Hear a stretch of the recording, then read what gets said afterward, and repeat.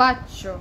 বাচ্য কাকে বলে? মানুষ বাক্যের সাহায্যে মনের ভাব প্রকাশ করে। প্রত্যেক মানুষের কথা বলার ভঙ্গি স্বতন্ত্র, তাই বাক্যে কথা বলার ভঙ্গি ও প্রকৃতিও বিভিন্ন প্রকারের হয়। বাক্যে কথা বলার যে বিশিষ্ট ভঙ্গি তাকেই বলা হয় বাচ্য। যেমন হচ্ছে, আমি বাবাকে চিঠি লিখছি, আমা কর্তৃক বাবাকে চিঠি লেখা হয়েছে।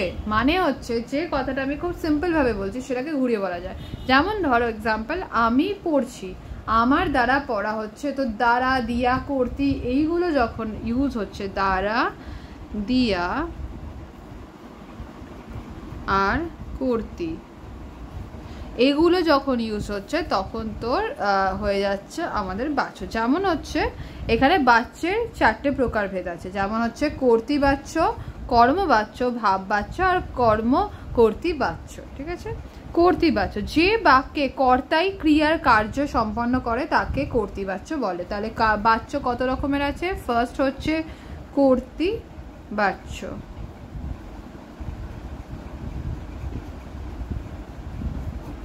কর্তৃবাচ্য মানে যেখানে কর্তা মেন প্রাধান্য পাচ্ছে। কর্তা মানে কি? সাবজেক্ট। যেখানে সাবজেক্ট মেন ফোকাস হচ্ছে সেখানে হচ্ছে কর্তৃবাচ্য। যেমন হচ্ছে কর্তৃবাচ্যের কর্তাই প্রধান, আর কর্তৃবাচ্যের কর্তৃক্রিয়া কর্তার অনুগামী হয়। কর্তা যে পুরুষ অনুগামী হয় অত কিছু জানার দরকার নেই। যেমন হচ্ছে এক্সাম্পল, মহিম গান জানে, মহিম গান জানে। তাহলে হচ্ছে যখন বাচ্চের, তাহলে প্রথম রূপ কি? কর্তৃবাচ্য। কর্তৃবাচ্য যেখানে সাবজেক্ট মেন ফোকাস পায়, হু ইজ সাবজেক্ট, যেখানে নাউন বা প্রোনাউনকে সাবজেক্ট বলা হয়, বা যে কাজটা করছে তাকে সাবজেক্ট বলা হয়। তো যে কাজটা করছে এখানে মহিম গান জানে, তো মহিমকে ফোকাস করাচ্ছে, দিস ইজ কর্তৃবাচ্য। ঠিক আছে? এবারে এলাম হচ্ছে কর্মবাচ্য। What is কর্মবাচ্য?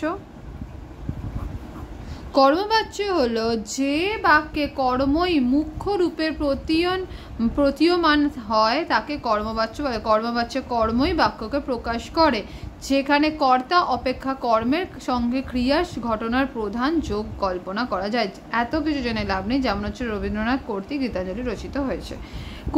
কর্মবাচ্য যেখানে মেন হচ্ছে work or verb main focus হয়, ওয়ার্ক আর ভার্বকে মেন ফোকাস করা হয়, কিন্তু কে বলছে সেটা নিয়ে অতটা ইম্পর্টেন্ট নয়।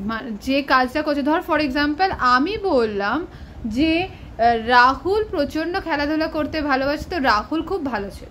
তো এখানে কার মেন প্রাধান্য পেল? রাহুল। আমি কি বলছি সেটার প্রাধান্য নয়, সেটা হচ্ছে কর্মবাচ্য। যেমন হচ্ছে এখানে ফর এক্সাম্পল একটা এক্সাম্পল দিলাম হচ্ছে,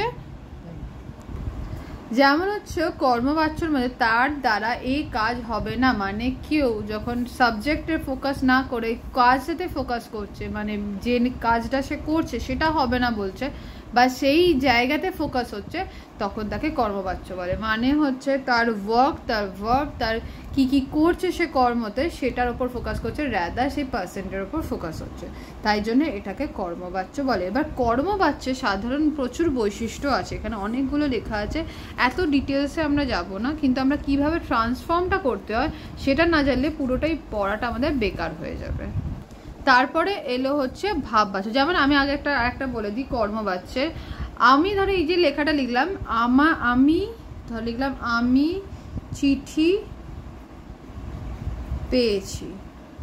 আমি চিঠি পেয়েছিটা যদিও কর্মবাচ্য হলেও এটাকে যখন বাচ্যে রূপান্তর করব তখন এমনভাবে লিখতে হবে যে আমি এখানে মেন ফোকাস হবে না। তাহলে কীভাবে লিখতে হবে? এখানে লিখবো যে আমার চিঠি পাওয়া হয়েছে, আমার চিঠি পাওয়া হয়েছে। মানে কি এটার? মানে হচ্ছে যখন আমি নিজের ফোকাসটা কাজেতে ফোকাসেতে কনভার্ট করে দেবো তখন সেটা হয়ে যাবে কর্মবাচ্য। নেক্সট আছে ভাববাচ্য। যে বাক্যে ক্রিয়ার বাক্যের মধ্যে প্রধান বক্তব্য বলে প্রতীক হয় এবং বক্তার নিকট ক্রিয়ার ঘটনাই প্রধান, কর্তা বা কর্ম প্রধান নয়, সেখানেই ভাববাচ্য হয়। ভাববাচ্যে ক্রিয়াপদের প্রাধান্য মূল ক্রিয়া ভাববাচ্যে ভাববাচক বা ক্রিয়াবাচক বিশেষণ হিসেবে রূপান্তরিত হয়। যেমন ছেলেটি খেলছে, ছেলেটির খেলা হচ্ছে, এটা হচ্ছে ভাববাচ্য। ভাববাচ্য ভাব বাচ্য মানে কি, যেখানে মেন ভাবের প্রকাশ পায় বা ক্রিয়া যে কাজটা করছে সেটার ভাবটা কিরকম সেটার প্রকাশ পায়। যেমন হচ্ছে ছেলেটি খেলছে, সেটা যখন আমি বাচ্চা রূপান্তর করছি, রূপান্তর করা হলে ছেলেটির খেলছে তো হবে না, সেটা খেলা হচ্ছে, ছেলেটির খেলা হচ্ছে, এটা হয়ে গেল ভাববাচ্য। বা ভাববাচ্যের কিছু সাধারণ বৈশিষ্ট্য আছে। ভাববাচ্য ক্রিয়ার অর্থই প্রধান হয়। ভাববাচ্যের উদ্দেশ্য পদটি বিধেয়ক ক্রিয়াজাত কৃদত্ব পদ হয়ে থাকে। ভাববাচ্যের কর্তায় সম্বন্ধ বিভক্তি লাগে। আর ভাববাচ্য ক্রিয়া সর্বদা হ ধাতু বা যা ধাতু নিষ্পত্তি হয়। মানে এত কিছু ডিটেলসে না ভেবে তুই জাস্ট ভাব যে ভাববাচ্য থাকলে যখন ভাবের খেলা মানে জিনিসটা কি করছে সেটাকে ফোকাস পায়, তখন সেটাকে সাবজেক্ট একই থেকে লাস্ট পোর্শনটা শুধু চেঞ্জেস হয়। যেন মনে হচ্ছে আমি কথাটা বলছি না, আমার হয়ে কেউ কথাটা বলে দিচ্ছে সেটা। নেক্সট হচ্ছে কর্মকর্তৃবাচ্য। যা কর্মবাচ্য যে ফোকাসগুলো ছিল, কর্তৃবাচ্য যে ফোকাসগুলো ছিল, সেই দুটো একসাথে হয়ে যাবে। কতগুলি বাক্যে ক্রিয়াকর্তাকে তা বোঝানো যায় না, কর্মই যেন নিজের উপরে ক্রিয়া করে, তখন কর্মকর্তৃবাচ্য হয়। কর্মকর্তৃবাচ্যে ক্রিয়াপদটি অনেক সময় কোনো অপ্রাণীবাচক কর্তৃপক্ষের সঙ্গে সরাসরি অনুন্নীত হয়। সেই কর্তৃপদের উক্ত ক্রিয়া সম্পাদনের ক্ষমতা নেই। যেমন হচ্ছে কাপড় ছিঁড়ছে, ঘুড়ি উঠছে, কিন্তু এখানে কে করছে সেটা কিছু বোঝানো যাচ্ছে না। এইগুলোর ক্ষেত্রে হচ্ছে কর্মকর্তৃবাচ্য। যেমন হচ্ছে কর্মকর্তৃবাচ্য। কর্মকর্তৃবাচ্যতে যেখানে মেন কর্মকেও করা হচ্ছে না ফোকাস, কর্তৃকেও ফোকাস করা হচ্ছে না, এমনভাবে বলা হবে যেন হচ্ছে দুজনই যেখানে প্রাধান্য পাচ্ছে। যেমন হচ্ছে কাপড় ছিঁড়ছে, কে ছিঁড়ছে, কেন ছিঁড়ছে, কি হয়েছে, পুরো সেন্টেন্সের কোনো কিন্তু মানে নেই, কিন্তু পুরোটাই তোর কিছু পাখি উড়ছে, কর্মকর্তৃবাচ্য নয়। কিন্তু পাখিরা কেউ উড়ছে না, সেটা হয়ে যাবে কর্মকর্তৃবাচ্য। এই বাচ্চা এবার কিছু কিছু মনে রাখতে হবে যে কী কী হয়। বাক্যের অর্থ সর্বদা যেন একই থাকে। বাক্যের উদ্দেশ্য কর্ম ও বিধেয় ক্রিয়াটি পরিবর্তন হতে পারে, কিন্তু অন্য পদগুলি কোনো পরিবর্তন করা চলবে না। কর্তৃবাচ্য থেকে কর্মবাচ্যে ভাব বাচ্চে আবার বিপরীতভাবে বাচ্য পরিবর্তন করা যেতে পারে। মানে একটা থেকে একটাতে চেঞ্জ হবে আর একটা থেকে একটাতেও চেঞ্জ হতে পারবে। মেন তাহলে কটা হলো? কর্তৃ, কর্ম, ভাব আর কর্মকর্তৃবাচ্য। এবারে নর্মাল আমরা আগে দেখি সেন্টেন্সগুলো কিভাবে ট্রান্সফার হচ্ছে। রাম ভাত খেয়েছে, রামের ভাত খাওয়া হয়েছে, এটা কর্তৃ থেকে কর্ম। এবার কর্ম থেকে কর্তৃ।